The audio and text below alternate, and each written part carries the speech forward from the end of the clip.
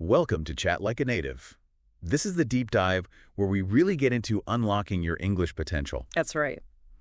And today, we're hitting on something huge for English learners, aren't we? Yeah. That goal of, moving past just translating in your head. Yeah, absolutely. Building that real confidence, starting to sound, well, more natural. Exactly. So we're diving deep into a technique called shadow reading. And look, this isn't just another tip you hear about and, forget a week later. Right. Our mission here is to really unpack it.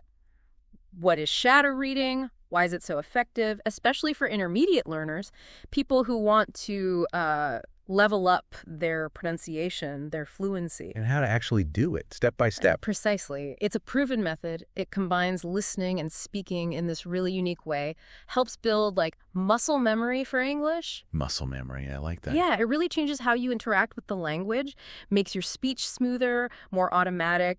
It's honestly a bit of a shortcut to sounding more native, getting that intuition. Okay, you sold me. Powerful technique, shortcut. Mm-hmm. But for someone who's literally never heard the term shadow reading, what does that actually look like? Can you paint a picture? Sure. So imagine you're listening to some native English audio, maybe a podcast snippet or a short news clip. Okay. With shadow reading, you're not just sitting there listening passively, you're actually speaking out loud. At the same time. Almost exactly the same time as the speaker. You're mimicking everything, their words, the speed, the intonation, the whole delivery. Ah, okay. That's why it's called shadowing. Your voice is literally following theirs, like a shadow does. It's a technique that's, it's getting popular. You see it in places like BBC, 6 Meet English, some language platforms too. Got it. So it's active. Simultaneous imitation, not just letting the sound wash over you. Exactly. That's the crucial bit. So what's the secret sauce? Why does this work so well? You said it's fascinating. Well, it works because it tackles so many things at once. You're using your ears, obviously, but also your mouth, your brain, all firing together. Right, multiple systems engaged. And the benefits sound, pretty impressive. What are the key areas learners really see improvement in? I'm especially curious about that idea of thinking in English. That's a big one.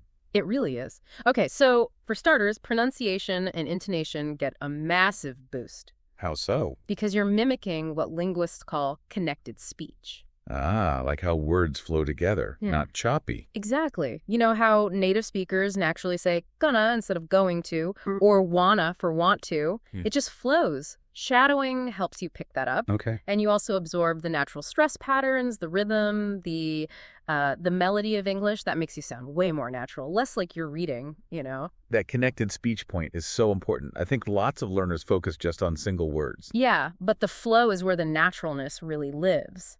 And it's huge for fluency and speed because of that muscle memory idea we mentioned. Like the bike riding analogy. Kind of, yeah. Your mouth and brain just get used to forming phrases automatically without you having to consciously build them. Plus, your listening improves too because you're forced to decode English in real time. But here's the really cool part, the transformation bit.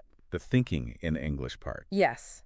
It helps you start moving past that awkward translation step, that feeling of constructing sentences word by painful word in your head. So instead, your brain starts actually forming the thoughts directly in English. Yeah. That's the dream for so many learners, that intuitive flow. Exactly. You put all those benefits together, the pronunciation, the fluency, the listening, the direct thinking, and you're becoming a much more intuitive, confident speaker. The words just come out. Okay, that sounds amazing, but maybe a little intimidating too. What do you actually need to, get started? Is it complicated? Not at all. The materials are actually pretty simple. Yeah. You need some audio or video. Critically, it needs to come with a transcript. Right. Transcript is key. Absolutely. And I'd suggest starting short. 1 to 3 minute passages are great. BBC 6 Minute English is fantastic for this short topical, always has transcripts. Good resource. What else? You need a recording that's at native speed, but one that fits your level. Not painfully slow, but not so fast you just get lost immediately. Finding that sweet spot. Yeah.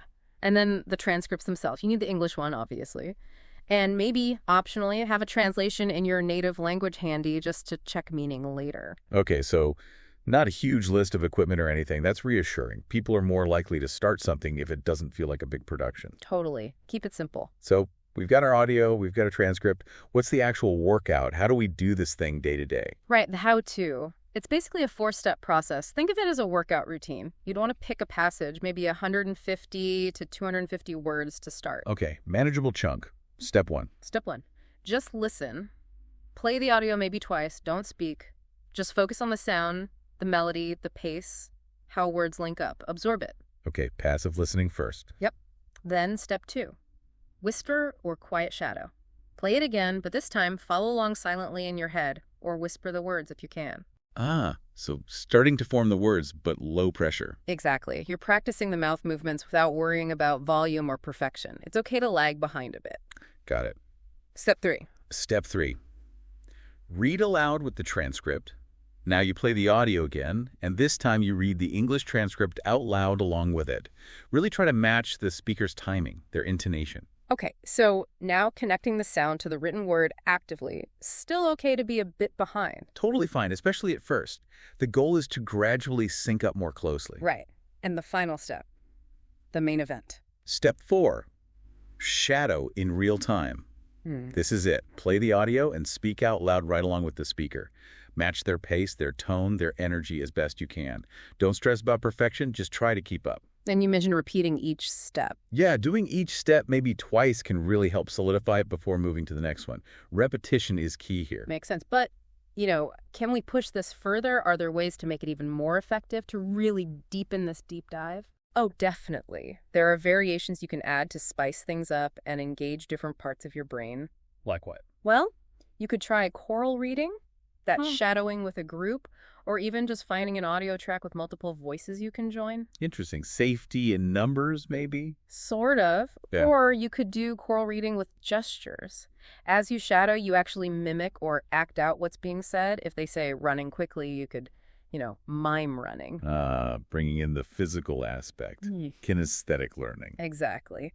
Another one is segmented reading. You break the passage down, maybe sentence by sentence, read a sentence, gesture its meaning, then shadow just that one sentence a few times. Focusing intently on smaller pieces. Right. And finally, something really powerful is visualizing and self-questioning.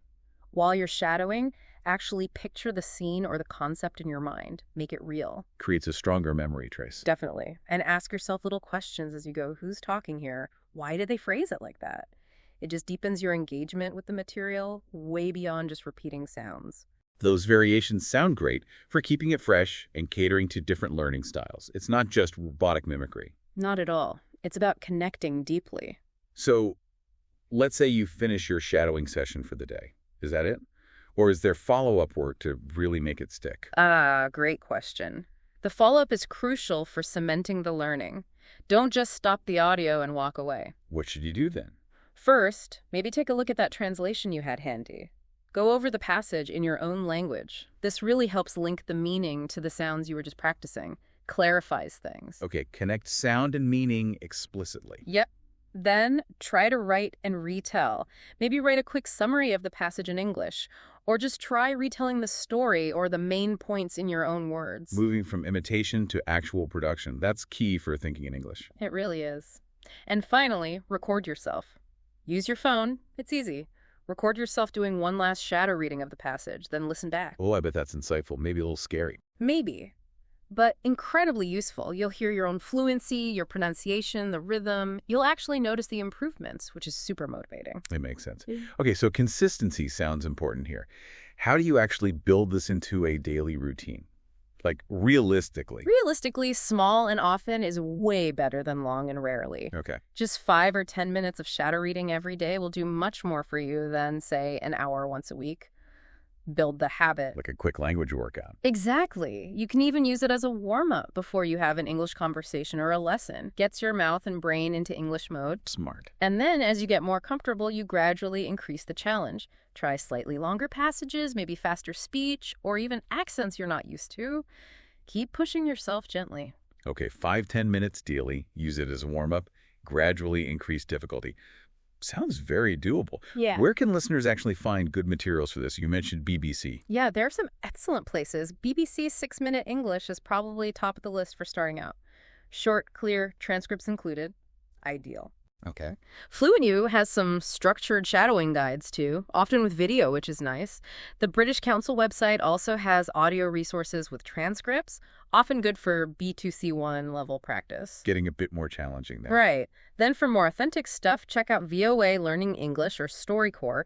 They have real recordings, real stories with transcripts. Great for hearing different accents and everyday language. Oh, StoryCorps is fantastic for that. Isn't it? And finally, lots of podcasts. You know, shows like All Ears English or Real Life English. If they provide transcripts or good subtitles, you can use those for longer practice sessions once you're ready. Loads of options then. Yeah. Before we wrap up, any final, pro tips or maybe common mistakes people make when they first try shadow reading? Things to watch out for. Yeah, a few quick things. Definitely record and compare. Use your phone, use an app. Hearing yourself against the original is the fastest way to spot where you need to adjust. Okay, embrace the recording. Absolutely. Yeah. Also, maybe try some tongue twisters now and then. Seriously. They help with tricky sounds and make your mouth more agile for English pronunciation. Oh, okay, like Peter Piper. Stuff like that, yeah. And don't be afraid to segment and amplify. Pick a tricky phrase, slow it down, and really over-exaggerate the sounds and intonation at first. It feels silly, but it builds clarity. Okay, exaggerate to master it. Makes sense. What about common pitfalls? Right. Well, sometimes people pick a text that's just too long or too fast to begin with. And get discouraged. Exactly. The fix, just cut it into smaller chunks. Start with one paragraph or even one sentence. Master that first. Makes sense. What else? Doing too much silent reading instead of actually speaking. You might read along in your head, but the real benefit comes from whispering or speaking out loud. That's the muscle memory part. Got to activate the mouth. You do. Another trap is focusing only on the meaning and forgetting about the imitation part.